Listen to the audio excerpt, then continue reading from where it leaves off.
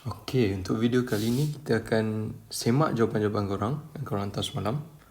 Okey, untuk soalan pertama ni, kita just tulis exactly pakai calculator negative 1.5 plus 1.5. Okey, untuk soalan pertama dapat negative 2.5. Just tulis je semua. Make sure kalau ada bracket letak bracket, kalau tak ada tak payah. Okay, determine the number of prime factors of 18. Prime factor of 18 ada 2, ada 3, and then itu je. Okay, 2, 3, 5 tak boleh, 7 tak boleh. Dan itu saja. So ada number dia ada 2 dengan 3. So bilangan dia ada 2 Okay, next kita buat yang ni. Okay, the area of triangle PQS, formula dia adalah 1/2 times length times width. So 1/2 times length. Length is 12 times width 15. Okay, dapat 90. So jawapan dia adalah 90. List all the elements of A prime, everything except A. Kita nak shadekan kat luar saja So yang 3 ni dalam bulatan A, so tak included. So ada 4 and 5. Jawapan dia B, 4 and 5. Okay, next. Yang ni kita calculate angle tu 360 minus 120 minus 80 minus 100. Okay, so sepatutnya korang dapat angle yang dekat empty space ni adalah equal to, angle kat sini sama dengan 60. So semalam kita ada buat semuanya divide by 2 kan. So number of student dekat D adalah 30A. Okay, yang ni kita dah tahu dia nak panjang AC. So using Pythagoras theorem, AC square equal to 12 square plus 5 square. AC equal to square root of 169, which is equal to 13. Korang boleh buat lah Pythagoras theorem Ataupun siapa yang hafal 5, 12, 13 pun boleh juga. Okay, number 10. Seterusnya, ini kena expandkan bracket dulu. So cikgu expandkan 3x minus 1 dapat 9x square minus 6x plus 1. And then ni darab ke dalam, negative 4x plus 1. Okay, so kita 9x square. Ini x dengan x, negative 6 minus 4 akan dapat negative 10x. 1 plus 1 akan dapat positive 2. So 9x square minus 10x plus 2. Jawapan dia adalah C. Okay, next yang kita kena buat adalah soalan nombor 15. Soalan nombor 15. Okay, ni formula dah ada. Padam dulu yang lain. Kita tengok yang kat sini je. Ni. Kita tahu x dengan x kita fokus kan. X plus 8 divide by 2 dapat dia punya midpoint, which is 4. Ataupun x plus 8 divide by 2, jawapan dia kat tengah-tengah 4. Sebab dia dah ada jawapan, tapi dia tak ada x. So solve the algebraic equation, 2 pindah ke sebelah kanan. Jadi 4 times 2 dapat 8. 8 daripada sebelah kiri pindah ke sebelah kanan, jadi minus 8. Minus 8 dapat 0. So cikgu tahu x equal to 0. Okay, kita tengok yang untuk y pula sama je konsep dia. Untuk y kita fokus yang sebelah kanan saja. Fokus yang ni dengan yang ni. So 1 plus y divided by 2 equal to 3. 1 plus y equal to 2 times 3 equal to 6. Y equal to 6 minus 1, which is equal to 5. So jawapan dia, x tadi 0, y equal to 5.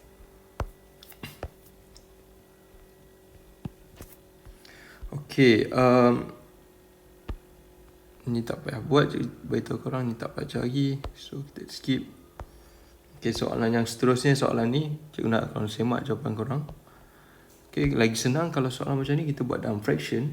Ini adalah 1/4 adalah 0.25. Ni 0.25 3 over 4, 0.75. So kita tahu daripada 0 nak jadi ni kena plus 0.25. So nak dapat Q plus 0.25, guna kalkulator korang, Q kita akan dapat 0.5. Kita nak pergi ke arah kiri, nak pergi ke reverse, dia kena minus 0.25. So jadi 0 minus 0, negative 0 minus 0.25 dapat negative 0.25. So P pun dah ada, Q dah ada. Ini pun sama je, pergi ke kanan, 1 plus 0.25 dapat 1.25. Ni pergi kanan lagi, plus dengan ada 0.25 dapat 1.5. Okay, so jawapan untuk P adalah negative 0.25, Q is 0.5, R 1.25, S 1.5. Okay, rational number. Rational number, nombor yang decimal places stop. Dia integer ataupun basic fraction. Macam square root of 2 adalah irrational, nombor tidak nisbah. Sebab square root tu guna kalkulator dapat 1.41421356 bla bla bla. So ini adalah irrational number. Okay, nombor bukan nisbah. 3 over 4 dapat 0.75. Nampak dia stop 0.75 dia stop. So ni adalah rational number. Pi, orang guna simbol kalkulator, dekat kalkulator dapat 3.141592 654. Panjang lah nombor dia. So ni adalah irrational. Square root of 25 dapat 5. So ni adalah rational, dia stop. Okay, negative 3 dengan negative 5. Negative 3 is bigger sebab dekat number line kita nampak negative 3 dulu, baru negative 5. Negative 3 kat sebelah kanan lah, ialah bigger Kalau macam ni tukar kepada decimal dulu, 3 over 8 dapat 0.375, 7 over 10 dapat 0.7. So 0.375 adalah smaller. Okay, kalau yang ni negative 0.4 dengan negative, ini lagi bigger sebab kalau dekat number line kita buat ni adalah 0, negative 0.4, negative 0.4, ni adalah negative 0.45. Negative 0.45 lagi kat sebelah kiri, lagi kecil lah. So square root of 9 dapat 3, square root of dapat 4. So 3 is smaller than 4. Okay, next soalan seterusnya kita tengok kat sini. Diagram 4 shows the factor of number 42. Okay, ni ada, korang kena isikan je. Ada 2, 3 pun ada. 3 adalah factor bagi 42. Ni korang kena tengok lah. Sifir 7 pun ada, 7 dah ada. Sifir 6 ada. 42 divide by 6 boleh. Lagi apa lagi? 42 divide by 2 dapat 21. So 21 ada. Tengok satu lagi yang kita missing. 42. Okay, 42 divided by 3 dapat 14. So 14 lah. Okay, ni adalah jawapan-jawapan dia. Okay, untuk soalan seterusnya, soalan yang ni. Kalau korang tengok kat sini, apa yang dia buat kat luar ni tak berubah. Apa yang dia buat dalam ni adalah, mungkin dia buat macam bracket ni kan. So 64 datang daripada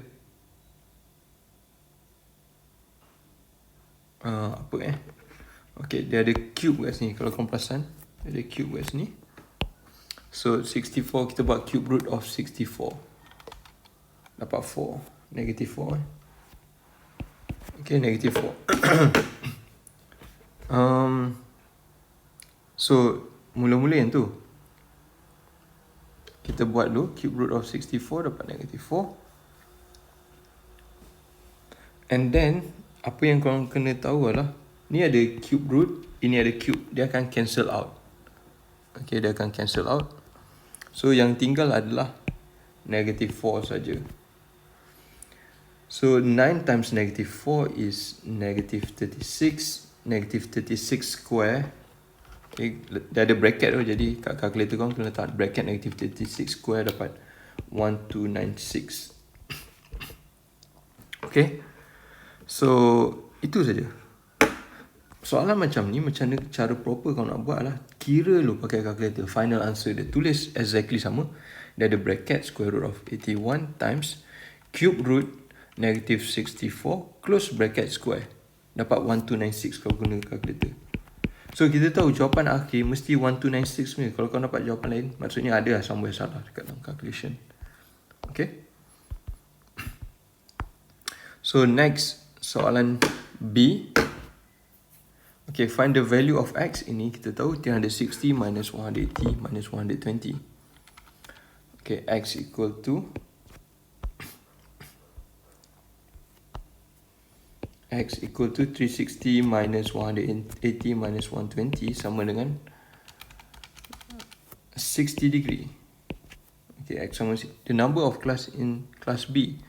Dia cakap given the total number of student is 72. Semuanya 72.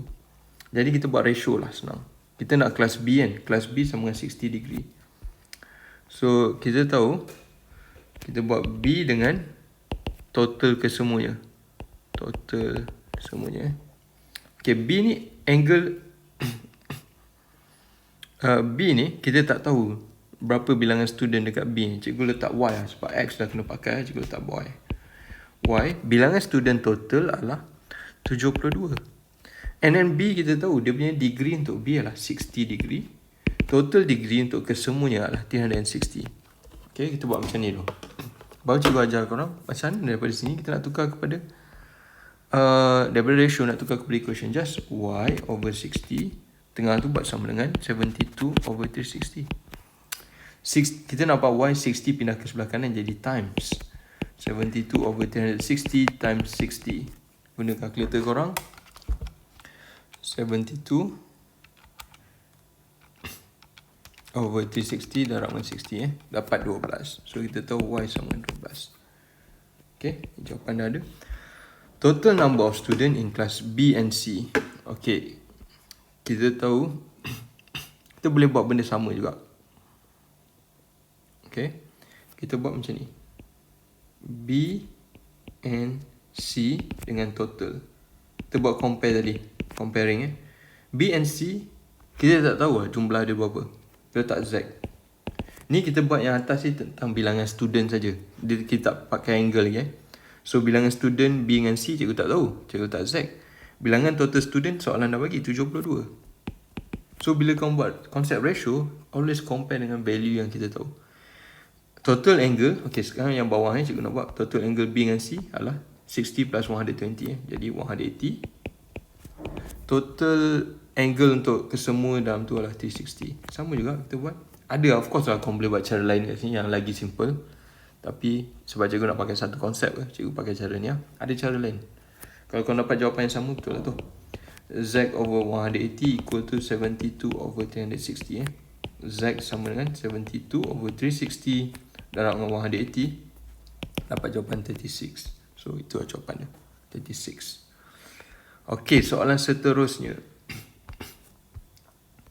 Okey, untuk soalan ni, apa yang kau perlu buat adalah kita kena terbalikkan dulu So 2x over 5x minus 5y darab dengan 5x square divide jadi times. Okey, ni yang pertama. Lepas tu kita tengok satu-satu apa yang boleh factorize. 2x tak boleh nak factorize satu je terms. Tapi bawah ni 5x dengan 5y boleh factorize 5x minus y times dengan atas ni kita boleh factorize 5 juga. Dia jadi x square minus y square. Tapi kena ingat x square minus y square form yang korang dah biasa. Dia datang daripada a square minus b square equal to a minus b a plus b. So kalau dalam kes macam ni, apa yang korang perlu buat adalah kita nak terus factorize kan. X square minus y square jadi x minus y x plus y. Okay, baru kita completely factorize. Bawah ni 10xy tak boleh nak factorize sebab satu term. Okay, bila kau nak buat macam ni, sekarang benda yang paling simple sekali. Yang bracket kita potong dengan bracket negative xy, potong dengan bracket Yang luar bracket, yang tak ada bracket, kita potong dengan tak ada bracket. Okay, dia bracket potong dengan bracket saja. Luar bracket 5 ni potong dengan 5, boleh silang-silang 2 dengan 10 ni boleh juga. Dia tinggal 5 kat sini. X dengan X ni boleh. X, sebab dia luar bracket. Lepas tu dah tak ada apa-apa lah yang boleh kita potong. So yang tinggal adalah, yang kat atas yang tinggal adalah X tambah Y dalam bracket ni. Nak letak bracket, tak nak letak bracket pun boleh. Sebab dah tak ada apa-apa depan dia. So kita tak perlu letak bracket. Bawah ni yang tinggal 5 je. So ini lah jawapan dia. Dah tak boleh buat apa dah ni. Okay. Next. Find the difference in age between the youngest and oldest. Youngest umur dia adalah 01 ataupun 1 tahun lah. Oldest adalah 35. So dia punya difference adalah 35 minus 1, which is equal to 34. Determine the total number of passenger. Number of passenger ada 01 ataupun umur dia setahun lah. 01 is setahun lagi. 4 tahun. Dah 3 orang.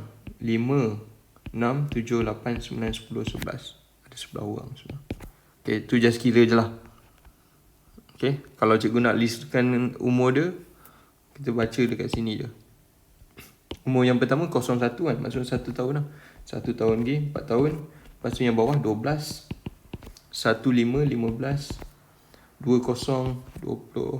22, 23, 22 dah, 23, 25 dengan 35. So ada 1, 2, 3, 4, 5, 6, 7, 8, 9, 10. 10 pula. Ada yang cikgu miss 1, 2, 3, 4, 5, 6, 7, 8, 9, 10. Ada 10 pula. Okay, ada 10 je. Okay, ada total number of passenger 10. Okay, kita tengok soalan ni. A car move along the straight road AB with an average speed of 120. If the car start moving at 9:30, find the time it arrive at B. Okay, average speed, formula dia adalah total distance divided by total time. Okay, total distance divided by total time. Tapi kita dah ada average speed. Average speed sama dengan 120. Kita masuk kan. Unit tu tak payah letak lagi. Total distance dah ada 360 Total time tak tahu, cikgu letak T lah. Okay, jadi nak selesaikan T pindah ke kiri jadi darab 120T sama dengan 360. 120 kita pindah balik ke kiri, darab jadi bahagi 360 bahagi dengan 120, which is equal to 3 hour. Okay, so kita dah tahu time dia perlukan 3 hour untuk sampai ke B. Dia start bertolak 9.30 pagi. So masa dia nak sampai 9.30 tambah dengan 3 jam, dapat 12.30 PM. Sebab dia start dengan AM pagi kan. So dapat sampai tengah hari lah. Tu jawapan dia. Okay, ni cikgu cakap tak payah buat. Okay, ini soalan seterusnya. Kita ada berapa lagi soalan? Ni, ini dengan ni. Okay, sikit lagi.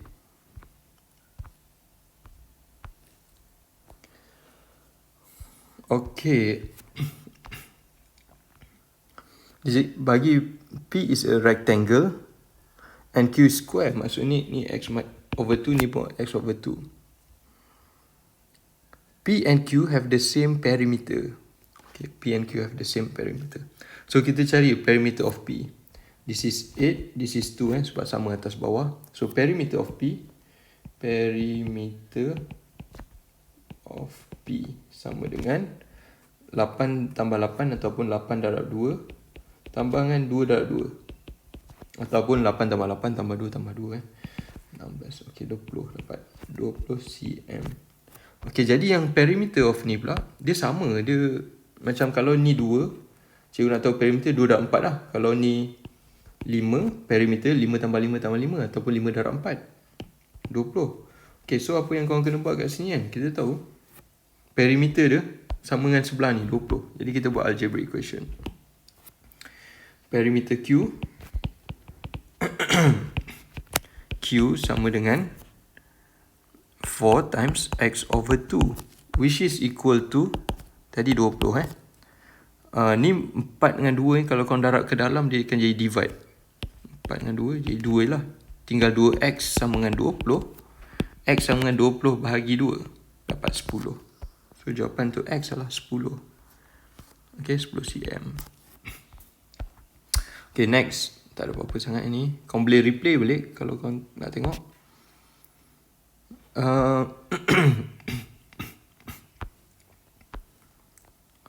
Okay, soalan seterusnya.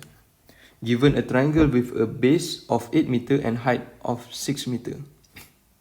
Kita lukiskan base dia. Okay, nasib baik ada ni baru ni. Okay, 8. Height dia adalah 6 meter. Calculate the percentage of increase in the area of the triangle if its base and height increase by 20%. Okay, dia nak percentage of increase in area. Okay, ni agak macam ni. Kita calculate dulu area sekarang. Area yang sekarang ni sama 1/2 times 8 times 6. So dapat 24. See, 24 meter square. Okay. Apa jadi dekat area yang baru ni kalau ditambahkan?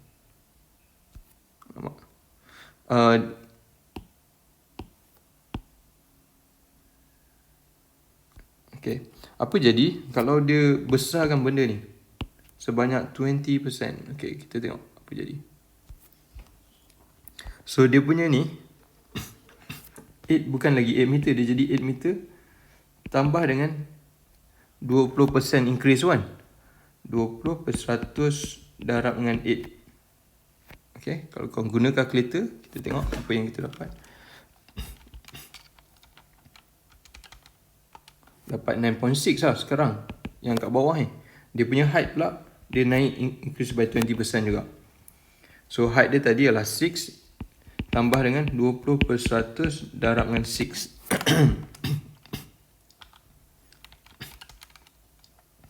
Dapat 7.2. The new height adalah 7.2 meter.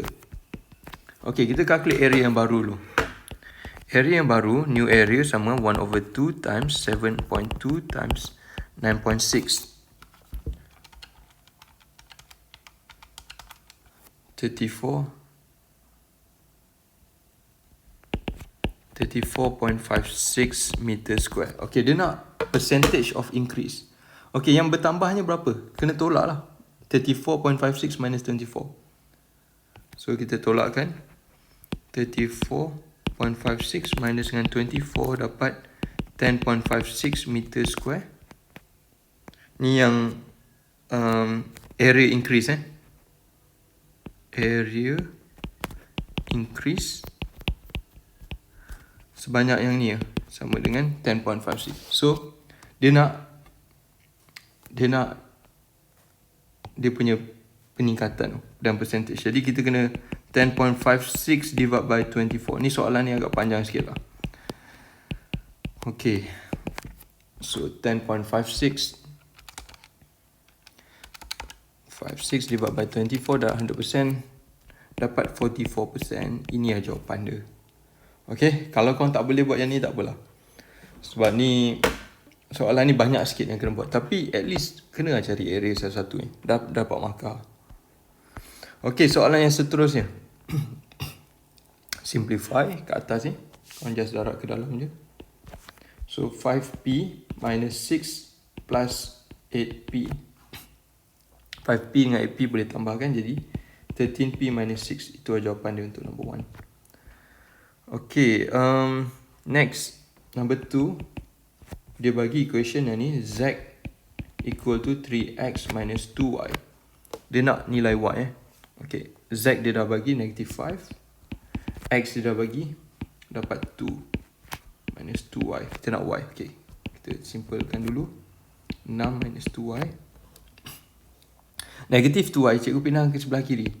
Dia jadi positif 2y. Ni pindahkan ke sebelah kanan jadi 6 plus 5. Okay, 2y sama dengan 6 plus 5 11. Y sama dengan 11 divide by 2. 11 divide by 2 dapat 5.5. Itu jawapan. Okay, soalan yang ni kena buat, kalau korang baca ni, kena buat ni macam ni, algorithm method. Okay, ni dua-dua ni boleh divide by 2, cikgu divide 36 divide by 2 dapat 18, 42 divide by 2 dapat 21. Okay, divide by 2 dah tak boleh, kita kena divide by 3. So divide by 3 dapat 6, divide by 3 dapat 7. So dah tak boleh divide dah. So jawapan dia adalah 2 darab dengan 3. Berapa bilangan kat sini? 2 darab 3 sama dengan 6. So ada 6 kumpulan maksimum yang boleh dibentuk.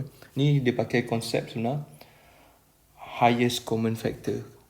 Common factor antara ni ialah ni 6 Maksudnya setiap grup bilangan student lelaki ada 6 orang, bilangan student perempuan ada 7 orang. Okay, kita boleh buat 6 grup macam tu. So itu adalah jawapan dia.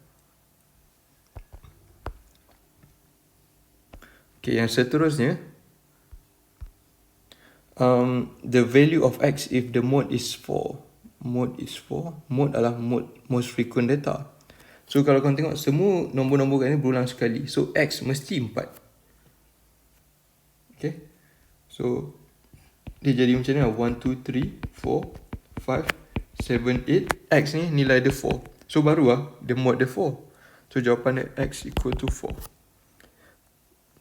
Median by using the nilai using the value of x. Okay, kita akan susun balik 1, 2, 3, 4 lagi sekali daripada x. So 5, 7, 8. Okay, potong-potong. Median dia kat tengah-tengah antara ni lah. So median dia 4 plus 4 divided by 2. Of course saya dapat 4. So median adalah 4. Okay, next. Okay, ni adalah homework korang yang baru. Okay, cikgu tunjukkan yang mana yang kena buat. Tapi try buat dulu. Refer balik. Yang ni kena buat ialah daripada form 2 punya. Yang atas tu tak payah.